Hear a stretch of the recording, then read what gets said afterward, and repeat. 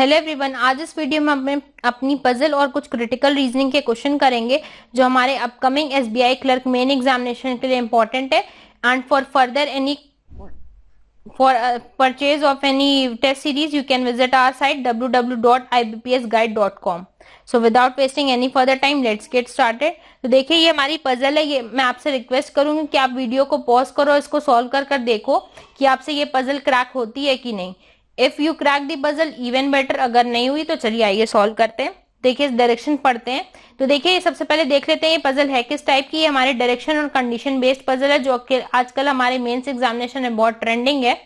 तो डायरेक्शन पढ़ते हैं। 10 गर्ल्स ए अधीरा अपेक्षा, इसी तरह देखिए 10 गर्ल्स का नाम दिया हुआ है, are going to attend 5 classes of different subjects. तो ये सब्जेक्ट्स हैं chemistry, bio, physics, maths and computer, but not necessarily in the same order. Okay, each girl can attend one subject in one day and each girl can attend class of one subject one time only. तो देखिए, इसका मतलब क्या है कि अगर मान लीजिए आरूही ने, लेट से आपकी आरूही ने मंडे को फिजिक्स क्लास अटेंड कर ली, तो आरूही अगर फिजिक्स क्लास अटेंड कर रही है तो मंडे को फिजिक्स क्लास पढ़ने फिर और कोई नहीं जाएगा। दैट मीन्स आरूही अकेले फिजिक्स पढ़ेगी मंडे को।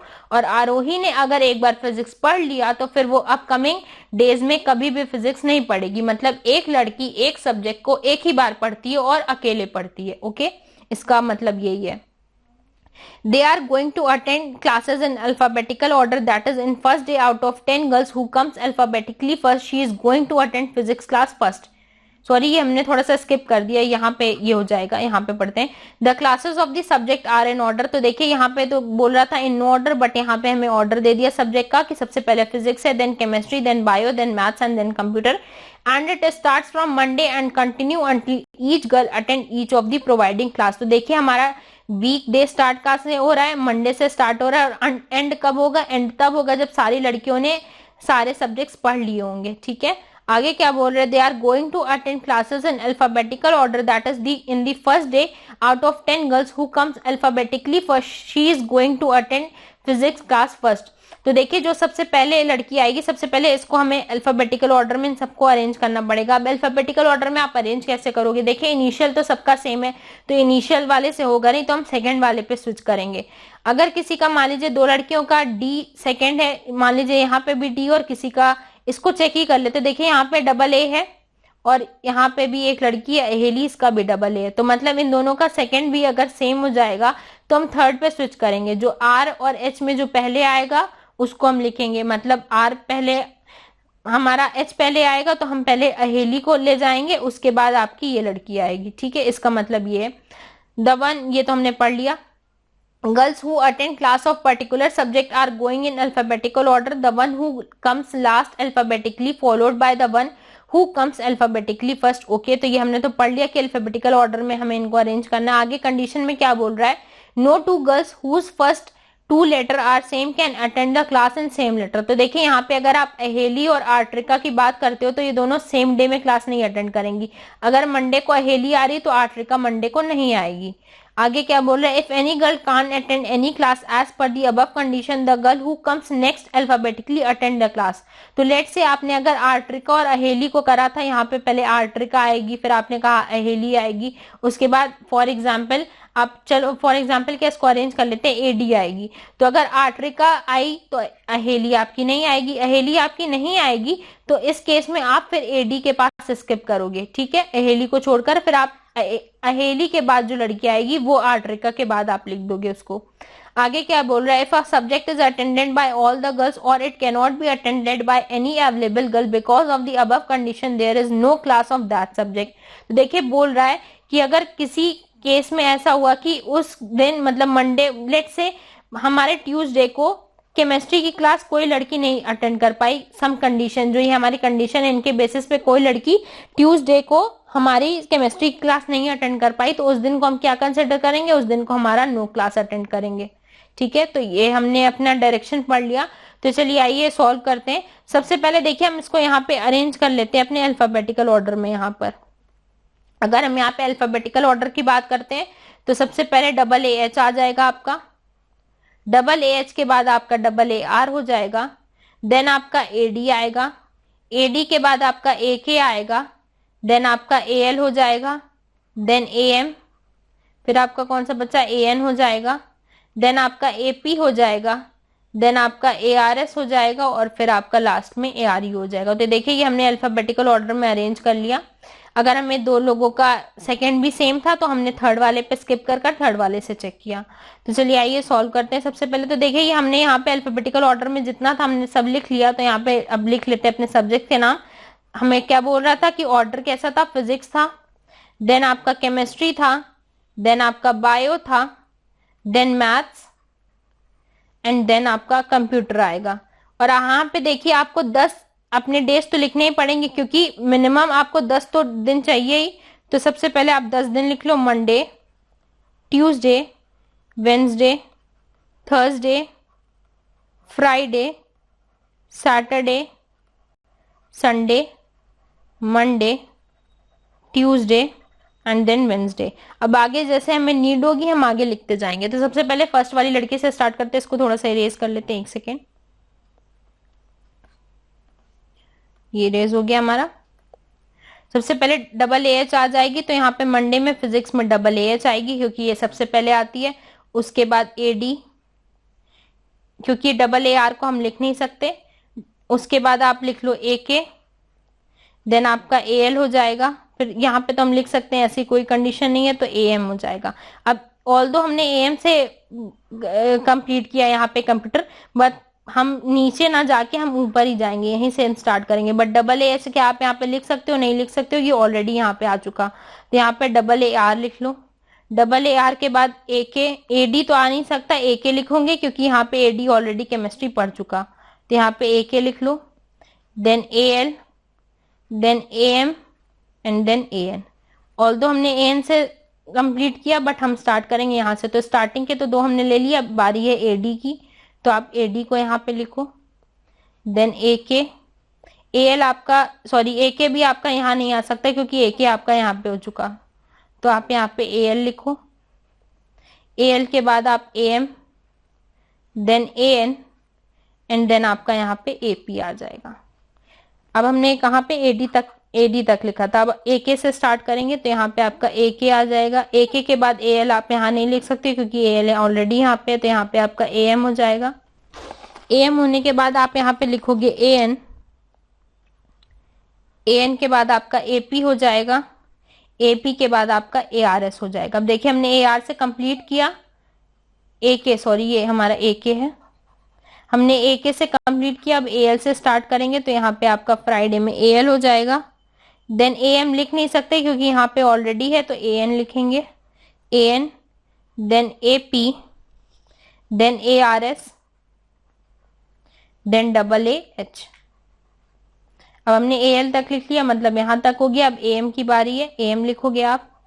AN आप यहाँ नहीं लिख सकते हो तो आप यहाँ पे AP लिखोगे, देन ARS हो जाएगा। ARU आप नहीं लिख सकते क्योंकि आपने यहाँ पे यहाँ पे ARU नहीं लिख सकते क्योंकि यहाँ पे आपने ARS लिखा हुआ है। तो आप रिवर्स में जाओगे तो आप यहाँ पे AH लिखोगे। AR यहाँ नहीं आ सकता तो यहाँ पे आपका AD आ जाएगा। तो ये हमने देखिए सैटरडे तक की हमारी अरेंजमेंट हो गई। अब चलिए संडे की बारी है। यहाँ पे AN लिखो, देन आप AP नहीं लिख सकते क्योंकि आपका AP ऑलरेडी यहाँ पे है, तो आप यहाँ पे ARS लिखो। देन आप यहाँ पे AH लिखो। ARU मैंने क्यों स्किप किया? क्योंकि यहाँ पे ARS है, ठीक है। तो इसको बार बार मैं आपको बताऊं तो इसमें आपका टाइम बहुत वेस्ट होगा। तो आप इस चीज ऑब्वियस रखना कि अगर AR है तो ARU यहाँ पे नहीं आ सकता, तो AH हो जाएगा। AH के बाद AR यहाँ नहीं आएगा, AD आ जाएगा। देन आप यहाँ पे AK लिख लोगे। अब AN तक हमने लिख लिया, अब AP की बारी है तो आप यहाँ पे AP लिखो। AP लिखने के बाद आप यहाँ पे ARS नहीं लिख सकते हो क्योंकि ARS आपका ऑलरेडी यहाँ पे आ चुका है, तो आप यहाँ पे ARU लिखोगे, then AR, then AK and then AL। ओके, अब हमने कहाँ तक लिख लिया? हमने AN के बाद AP लिख लिया। अब हमारे ARS की बारी है। ARS, ARU यहाँ पे नहीं आएगा, AH यहाँ पे आएगा। AH के बाद आपका AD यहाँ पे आएगा। AR नहीं आ सकता है क्योंकि AH है यहाँ पे, AH है तो यहाँ पे AD हो जाएगा। देन देखिए अब यहाँ पे AD हो गया। AK लिख सकते हो? नहीं, AK आ चुका। AL लिख सकते हो? नहीं।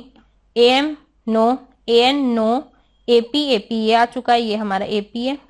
ARS नो, ARU आप लिख सकते हो और ARU ही आपका बच्चा है। देखते हैं यहाँ पे पर्सन अभी कितने बचे हुए हैं, 1 2 3 4 5 6 7 8, मतलब 2 पर्सन बचे हुए। एक पर्सन तो हो गया हमारा मैथ्स में ARU हो गया, और एक कौन सा हो गया हमारा, एक हमारा ARU हो गया, देन AAH हो गया, AAH हमने यहाँ लिख लिया, AAH हो गया, AAR हो गया हमारा, AAR हो गया।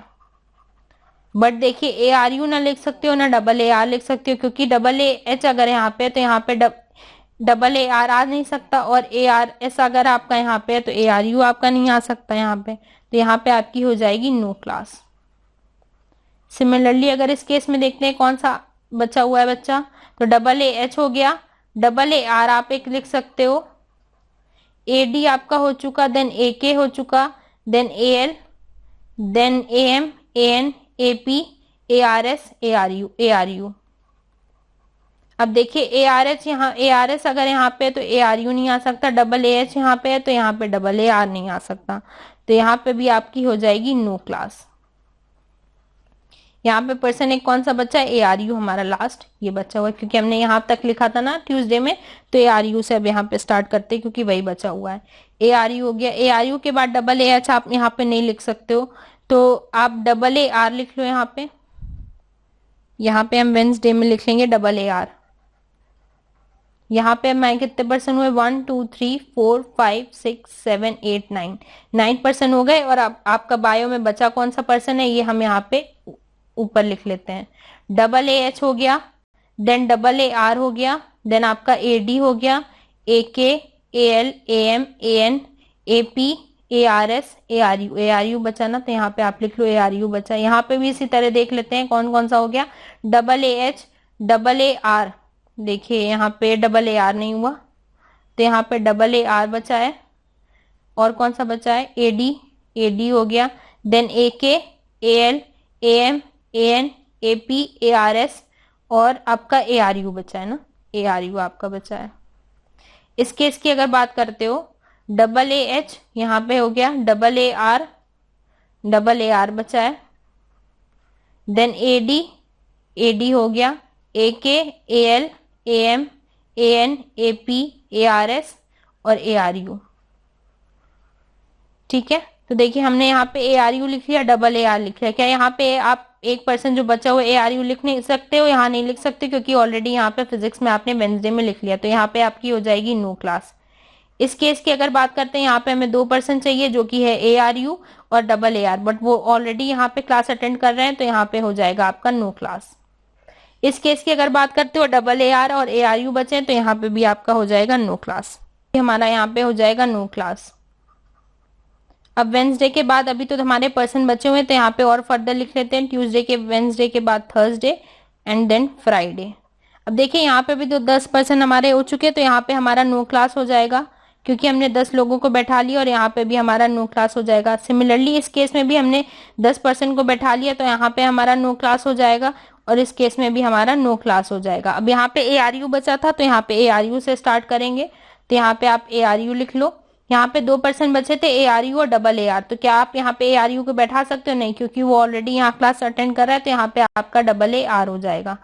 अब देखिए यहाँ पे AAR और ARU 2 पर्सन बचे थे, बट वो दोनों ऑलरेडी यहाँ क्लास अटेंड कर रहे हैं, तो यहाँ पे आपका हो जाएगा नो क्लास।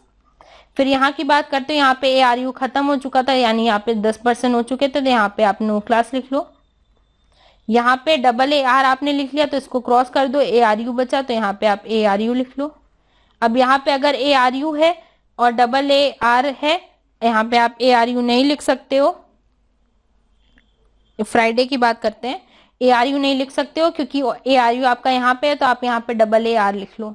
अब देखिए यहाँ पे ARU हो गया और यहाँ पे हमने AAR हो गया, बट ये सिंगल पर्सन बचा है जो जिसने अभी क्लास नहीं अटेंड करी, तो हमें एक और बनाना पड़ेगा। तो यहाँ पे फ्राइडे, यहाँ पे थोड़ा स्पेस नहीं, मैं छोटा सा लिख दे रही हूँ, सैटरडे, यहाँ पे तो नो क्लास हो जाएगा, यहाँ भी नो क्लास हो जाएगा। यहाँ भी हमने देखे सारे पर्सन ARU बच रहा था, उसको बैठा लिया, तो यहाँ भी नो क्लास हो जाएगा। यहाँ पे भी आपका नो क्लास हो जाएगा क्योंकि सब पर्सन हो गए, और यहाँ पे जो लास्ट में ARU बचा था वो आप यहाँ पे लिख लो। तो देखिए ये हमारी पजल थी, इसको हमने सॉल्व कर लिया। अब इसके रिगार्डिंग जो क्वेश्चन है, चलिए आइए आगे सॉल्व करते हैं। तो देखिए फर्स्ट क्वेश्चन क्या बोल रहा है, how many days are required to complete the class for all the subjects by each of the girl. तो टोटल नंबर हम देख लेते हैं हमारे हैं कितने, 1 2 3 4 5 6 7 8 9 10 11 12 13 13 है, तो हमारा आंसर इस केस में हो जाएगा ऑप्शन नंबर 13। नेक्स्ट क्वेश्चन देखते हैं। नेक्स्ट क्वेश्चन क्या बोल रहा है, to who among the following attend maximum number of classes in the last 5 days. तो देखते हैं लास्ट 5 डेज में किसने maximum number of classes attend करी है। तो लास्ट 5 डेज 1 2 3 4 5, मतलब हमें यहां तक देखना है। तो देखिए ARS ने, हम पहले सबसे पहले ऑप्शन देख लेते हैं है कौन सा। ARU है, AM है और AAR है। देखिए इसमें चेक करते हैं अब। ARS ने कितनी बार करा, ARS एक बार यहाँ पे आया, देन ARS आपका नहीं आया। AAH की बात करते हो, AAH आपका यहाँ पे है और आपका AAH और कहीं आपका नहीं आया। फिर AD भी आपका नहीं आया। ARU एक बार आपका यहाँ पे आया, ARU आपका यहाँ पे आया, ARU यहाँ आया और ARU आपका यहाँ पे आया। तो देखिए मैक्सिमम आपका 5 दिन में अगर 4 बार ARU आ रहा है तो यहीं पे मैक्सिमम हो जाएगा हमारा। तो यानी हमारा ऑप्शन क्या हो जाएगा, ऑप्शन ए, ARU आंसर हो जाएगा। Okay, who attend physics class on the 10th day. तो देखिए 10th को फिजिक्स क्लास किसने अटेंड करी, 1 2 3 4 5 6 7 8 9 10। 10th को फिजिक्स किसने करी, ARU ने करी। तो हमारा आंसर हो जाएगा ARU यानी option number A. Who is the last day, what is the last day on which all the girls completed. तो हमने अभी लास्ट डे अपना निकाला था जो कि था सैटरडे। ये देखिए यहाँ पे ये हमारा लास्ट डे सैटरडे आ रहा था ना, तो हमारा ऑप्शन हो जाएगा सैटरडे, मतलब option number D. Okay, next question देखिए। अब यहाँ पे हमारे कॉजेज एंड इफेक्ट वाले क्वेश्चन स्टार्ट है। तो मैं आपसे रिक्वेस्ट करूंगी कि आप इसको एक बार वीडियो पॉज करो और इसको आप देखो कि इसको आप सॉल्व कर पाते हो कि नहीं। और होप आपने वीडियो पॉज किया होगा और आपसे सॉल्व हुआ होगा। अगर नहीं सॉल्व हुआ तो चलिए आइए क्वेश्चन पढ़ते हैं। सबसे पहले डायरेक्शन देखते हैं। डायरेक्शन में क्या रहा है, the question below is given two statement 1 and 2। These statement may be either independent or may be the effects of independent। Sorry, यहाँ पे 2 बार इंडिपेंडेंट हो गया, एक बार इंडिपेंडेंट एक बार डिपेंडेंट कॉजेज और अ कॉमन कॉज। तो देखिए ये होता क्या है, सबसे पहले ये समझते हैं। इंडिपेंडेंट मतलब होता क्या है कि मतलब एक का दूसरे से कोई भी दूर दूर तक नाता नहीं है। डिपेंडेंट मतलब होता है कि एक दूसरे पे डिपेंडेंट है वो, मतलब अगर एक इफेक्ट हो रहा है तो दूसरा भी इफेक्ट होगा। और कॉमन मतलब क्या होता है कि कोई एक चीज है उसकी वजह से दोनों चीजें अकर हो रही हैं। ओके, कोई एक कुछ भी मान लीजिए कहीं पे रोड एक्सीडेंट हुआ और वहां पे जाम लग गया, वहां पे पुलिस आई। तो देखिए रीजन तो एक था कि वहां पे एक्सीडेंट हुआ था, उसकी वजह से 2 चीजें हुई, तो इसको हम कॉमन बोल देंगे। ठीक है, आगे पढ़ते। वन ऑफ द स्टेटमेंट में be the effect of other statement. तो मतलब एक दूसरे की, मतलब एक हमारा कॉज हो सकता है एक इफेक्ट हो सकता है, ये बोल रहा है। Read both the statement and decide which of the following option correctly depicts the relationship between the 2 statement. तो सबसे पहले स्टेटमेंट पढ़ते हैं। स्टेटमेंट में क्या बोल रहा है, फर्स्ट वाली, the director of the college died in a tragic accident yesterday. ठीक है, the current dean will be sworn in as the deputy director tomorrow. तो आप बताओ इसका आंसर होगा क्या। देखिए इसमें पढ़ते ही हमें पता चल रहा है कि इसका हो जाएगा कि जो हमारा फर्स्ट वाला था ये हमारा कॉज था। क्यों कॉज था, क्योंकि देखिए हमारा डीन अगर अपॉइंट हुआ, वो क्यों अपॉइंट हुआ, क्योंकि हमारे डायरेक्टर की एक्सीडेंट में डेथ हो गई, इसीलिए हमारे डीन को हमें करना पड़ा। अगर डायरेक्टर की डेथ ना होती तो क्या डीन अपॉइंटेड होता, नहीं होता। मतलब सेकेंड वाला हमारा इफेक्ट है और फर्स्ट वाला हमारा कॉज है। तो इसका आंसर हो जाएगा, सॉरी फर्स्ट वाला हमारा कॉज हो जाएगा और सेकेंड वाला इसका इफेक्ट हो जाएगा। तो इसको ऑप्शन हो जाएगा ऑप्शन नंबर ए, मतलब फर्स्ट वाले की वजह से हमारा सेकेंड वाला हुआ, तो इस वजह से फर्स्ट हमारा कॉज हो जाएगा, सेकेंड हमारा इफेक्ट हो जाएगा। नेक्स्ट क्वेश्चन, इसमें भी स्टेटमेंट कॉज इफेक्ट का क्वेश्चन है, तो इसका पढ़ते हैं। Direction, the number of suicide cases of emerging student has increased over the last few years. Second क्या बोल रहा है, engineering student feel a lot of pressure due to exam deadline and assignment. तो देखिए इसमें अगर उनके पास बहुत असाइनमेंट रहता है, उनके पास एग्जामिनेशन का बहुत प्रेशर होता है, इसी वजह से वो सुसाइड कर रहे हैं। मतलब इस सेकेंड वाले स्टेटमेंट की वजह से फर्स्ट वाला हमारा हो रहा है। मतलब अगर सेकेंड वाला हमारा अकर ना होता तो फर्स्ट वाला हमारा ना यूज होता। तो यानी इसमें क्या हो जाएगा, सेकेंड वाला हमारा कॉज है और फर्स्ट हमारा उसका इफेक्ट है। सेकेंड वाले की वजह से हमारा फर्स्ट वाला हो रहा है, इसका मतलब second is the cause and first is its effect. तो मतलब ऑप्शन बी आंसर हो जाएगा। नेक्स्ट क्वेश्चन, इसमें देखिए the critical reasoning question is based on a short argument, तो देखिए यहाँ पे आर्ग्यूमेंट दिया हुआ है, अ सेट ऑफ स्टेटमेंट और अ प्लान ऑफ एक्शन। अब मतलब इसमें स्टेटमेंट है, प्लान ऑफ एक्शन है। For each question select the best answer of the choice. तो सबसे पहले हम अपने पैराग्राफ को पढ़ते हैं। In a year 1945 two atomic bombs were dropped on Japan cities Hiroshima and Nagasaki which killed hundred and thousand of people and their effects are still being felt today। ठीक है, तो इसमें बोल रहा है कि बॉम्ब हमारे ड्रॉप्ड हुए थे जापान के 2 शहरों में, जिसकी वजह से वहां के लोग वहां के लोगों की बहुत डेथ हुई और उसका इफेक्ट आज भी देखा जा सकता है, जबकि इतने साल होने के बावजूद। मतलब इसका लॉन्ग टर्म बहुत हमारा वर्स्ट सिनेरियो था। आगे क्या बोल रहा है, It burned around 70% of all the building and caused an estimated 1,40,000 death by the end of 1945। मतलब जब हमारा बॉम्ब ब्लास्ट हुआ था तो उस टाइम 70% जितनी बिल्डिंग थी वो सारी हमारी जल गई थी और उसकी वजह से 1,40,000 लोगों की डेथ भी हुई थी 1945 में। It increase cancer rate and chronic diseases among survivors. इस बॉम्ब ब्लास्ट की वजह से हुआ क्या था, कैंसर के रेट और क्रोनिक डिजीजेस का रेट हमारा बहुत ड्रास्टिकली इंक्रीज हुआ था। आगे क्या बोल रहा है, some people who entered the cities after the bombing to provide assistant also died from the radiation. मतलब देखिए वो रेडिएशन इतना हार्मफुल था कि जो बाहर के लोग आए हिरोशिमा जापान में लोगों की हेल्प करने, उनकी तक डेथ हो गई इस रेडिएशन की वजह से। ठीक है, तो ये हमने अपना जो पैराग्राफ था इसको तो पढ़ के समझ लिया। आगे क्वेश्चन देखते हैं। Given below are some options, select which are not a long term effect caused by the human being. तो देखिए यहाँ पे आपको पढ़ के इस डेटा को पता चला होगा कि जो हमारा बॉम्ब ड्रॉप हुआ था उसकी वजह से उसके बहुत सारे इफेक्ट है जो हमारे लॉन्ग टर्म बेसिस में। तो इसमें जो हमारे ऑप्शंस दिए हुए हैं इसमें हमें पढ़ के बताना है कि कौन सा लॉन्ग टर्म इफेक्ट नहीं है। ठीक है, leukaemia among survivors increased after the bombing. तो देखिए ये तो हमारी डिजीज है, ये लॉन्ग टर्म बेसिस थी। यहाँ पे मेंशन था कि आज भी वहां के लोगों में क्रोनिक डिसीजेस अभी भी इंक्रीज हो गई। ठीक है, तो ये तो हमारा लॉन्ग टर्म इफेक्ट है, तो यानी ये तो हमारा ऑप्शन नहीं होगा। ठीक है, ये हमारा करेक्ट है। Survivor began suffering from thyroid, breast, lung and other cancer at high rates. तो यहाँ पे देखिए हमारा मेंशन था कि जो हमारी डिसीजेज है वो रैपिडली इंक्रीज हुई है, तो यानी ये भी हमारा ऑप्शन नहीं है।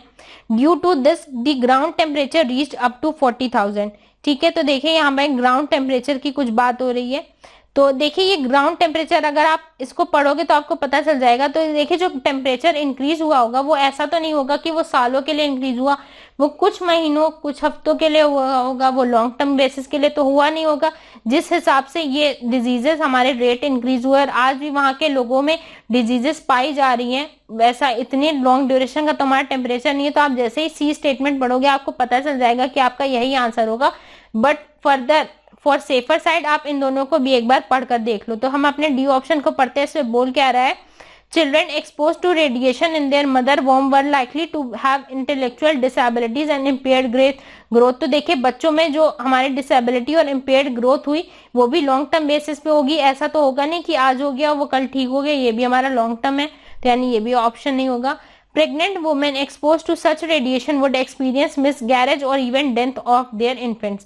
तो देखिए हमारा ये भी लॉन्ग टर्म है, तो इसमें सबसे लॉन्ग टर्म हमारा कौन सा नहीं है, लॉन्ग टर्म हमारा सी वाला नहीं है, तो हमारा ऑप्शन हो जाएगा option number C. Next question इसको पढ़ते हैं, ये भी हमारा एक पैराग्राफ दिया हुआ है।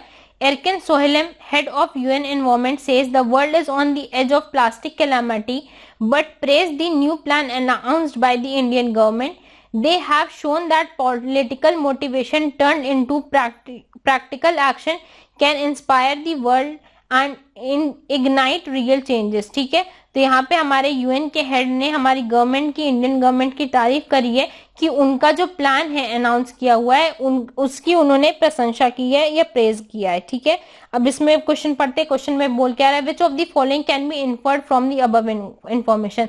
अब देखिए इन्फर्ड वाले में आप एक चीज दिमाग में रखना कि इन्फर्ड वाले में आपको ऐसी चीजें नहीं सेलेक्ट करनी जो डायरेक्ट दिया हुआ। हमारा कभी भी कंक्लूजन डायरेक्ट पैराग्राफ में नहीं दिया होता, वो उसका जेस्ट होता है जो कि हमें डिटरमाइन करना होता है। अगर हूबहू कोई लाइन या डायरेक्टली जो चीज हमारे क्वेश्चन में हमारे पैराग्राफ में मेंशन अगर वो हमारे कंक्लूजन में है तो वो हमारा कंक्लूजन नहीं होगा। कंक्लूजन हमारा हमेशा इनडायरेक्टली हमारा राइटर हमें बताता है। ठीक है, कंक्लूजन कभी टू द पॉइंट वो एकदम एग्जैक्टली चीजें नहीं दे देता है। ठीक है, तो सबसे पहले क्वेश्चन पढ़ते हैं, एक एक हम अपना पॉइंट पढ़ते हैं। He was praising India's successful regulation of rules and control of plastic uses and recycling. तो देखिए ये तो हमारा डायरेक्टली वहां मिल रहा है, तो ये आंसर नहीं होगा. The statement was given by him when the central government plastic waste management rules were notified. तो यहाँ पे notify हुआ कब हुआ, उन्होंने हमारे यूएन के चीफ ने कब बोला, ये तो हमें कहीं मेंशन नहीं है, तो यानी इसको हम कंक्लूड नहीं कर सकते. आगे क्या बोल रहा है, He was praising the release of Maharashtra plastic and thermocol product. तो देखिए यहाँ पे पर्टिकुलरली एक स्टेट की बात हो गई, बट यहाँ पे हमारे ओवरऑल इंडिया की बात हो रही थी कि इंडिया गवर्नमेंट के बारे में बात हो रही थी, तो यानी सी ऑप्शन भी हमारा नहीं होगा. आगे क्या बोल रहा है, He was praising the steps taken by Indian government to eliminate the use of plastic in the country. तो देखिए ये हमारा कंक्लूजन ट्रू हो जाएगा. वो हमें प्रेस क्यों कर रहे थे, क्योंकि इंडिया गवर्नमेंट का जो स्टेप था रिगार्डिंग प्लास्टिक पोल्यूशन, वो उसको प्रेस कर रहे थे कि इंडियन गवर्नमेंट ने बहुत अच्छा स्टेप उठाया है. तो हमारा ऑप्शन हो जाएगा option number D. Next question देखते हैं. देखिए इसमें क्या पूछ रहा है, read the following statement given below and choose the correct inference that can be deducted from the statement. Okay, तो सबसे पहले हम इसको पढ़ लेते हैं. बोल क्या रहा है, the revolution brought in by information technology has led to obsession with online interaction and thus bridge the gap between continent, however widened the ones between people's mind and heart. ठीक है, तो इसमें बोल क्या रहा है कि इंफॉर्मेशन टेक्नोलॉजी है, उसने obsession has led to obsession with online interaction and thus bridge the gap between continents. मतलब जो कॉन्टिनेंट के बीच का गैप था, मतलब जो डिस्टेंस हो जाता है हमारा, इंफॉर्मेशन टेक्नोलॉजी ने उसको पास कर दिया, मतलब लोगों को उसने करीब कर दिया है. However widened the ones between people's mind and heart. ठीक है, बट उसने किस गैप को हमारा इंक्रीज करा है, between peoples mind and heart. Okay, inference पढ़ते हैं. इन्फ्रेंस में क्या बोल रहा है, the information technology revolution has been counter productive. Okay, the new generation lacks the rationality of understanding too much of nothing is good. तो देखिए इसमें इन्फ्लुएंस में हमारा बोल क्या रहा है, सबसे पहले समझते हैं. The information technology revolution has been counter productive. Okay, तो देखिए ये हमारा इसमें से इन्फ्लुएंस से हम अपना नहीं निकाल सकते कि हमारा ये ट्रू हो जाएगा. ठीक है, the new generation lacks the rationality of understanding too much of nothing is good. तो देखिए इसको हम कर सकते हैं कि अगर देखिए हर चीज का एक पॉजिटिव होता है, एक नेगेटिव चीज होता है. तो देखिए इसमें वही चीज हमारे पैराग्राफ में बोल रही थी कि ऑल्दो इंफॉर्मेशन टेक्नोलॉजी ने कॉन्टिनेंट के बीच का गैप हमारा कम किया है, बट उसने कुछ गैप्स को वाइडन करा है. पीपल माइंड एंड हार्ट के बीच का गैप जो हमारा था उसको वाइडन कर दिया है. ठीक है, तो हमारा ऑप्शन हो जाएगा option number B. Okay, next question and last question. Statement में क्या बोल रहा है, prohibiting the usages of artificial food colour in food item is correct. ठीक है, तो ये हमारा स्टेटमेंट बोल रहा है कि प्रोहिबिशन हमारे जो आर्टिफिशियल फूड आर्टिकल में है, उसका जो हम बोलते हैं कि आर्टिफिशियल फूड कलर हमारे फूड में नहीं यूज होना चाहिए, ये चीज सही है. मतलब इसका जो हमने प्रोहिबिट करा, मतलब इसको जो मना करा, ये चीज हमने सही करी. अब आर्ग्यूमेंट में क्या बोल रहा है, तो देखिए इसमें वीक और स्ट्रॉन्ग और आर्ग्यूमेंट की बात है. तो देखिए हमारा आर्ग्यूमेंट स्ट्रॉन्ग कब होगा, जब हमारे स्टेटमेंट को वो सपोर्ट करेगा. अगर सपोर्ट में है तो वो हमारा स्ट्रॉन्ग आर्ग्यूमेंट होगा. तो चलिए आर्ग्यूमेंट पढ़ते हैं. Yes, as the chemical used in these artificial color would cause many health issues to human if consumed. तो देखिए ये तो हमारा नेगेटिव, ये हमारा बोल रहा है यस कि हाँ ये चीज सही है कि केमिकल जो यूज होता है हमारे आर्टिफिशियल कलर में, वो हेल्थ पे बहुत बुरा प्रभाव डालता है हमारे ह्यूमन बींग्स पे. तो यानी ये तो हमारा स्ट्रॉन्ग कर रहा है. सेकंड वाला भी पढ़ लेते हैं. No, because by using those it makes food look more attractive and appealing. तो अब देखिए ये तो ऑपोजिट बोल रहा है हमारे स्टेटमेंट में. इस स्टेटमेंट में हमारे पूछ रहा था कि हमारा जो आर्टिफिशियल फूड कलर है वो हमारा जो प्रोहिबिट कर दिया, क्या ये सही है. तो देखिए हाँ, यहाँ पे आपका आंसर हो जाएगा आंसर नंबर ए, क्योंकि ये तो हमारा ऑपोजिट ही चीजें बता रहा है, बट ये हमारा सपोर्ट कर रहा है कि हाँ केमिकल जो है वो हमारा ह्यूमन लाइफ के लिए अच्छा नहीं है, तो इस वजह से इसको प्रोहिबिट करना सही है. तो हमारा स्टेटमेंट ये सही हो जाएगा. ऑप्शन नंबर हमारा आंसर हो जाएगा ऑप्शन नंबर ए.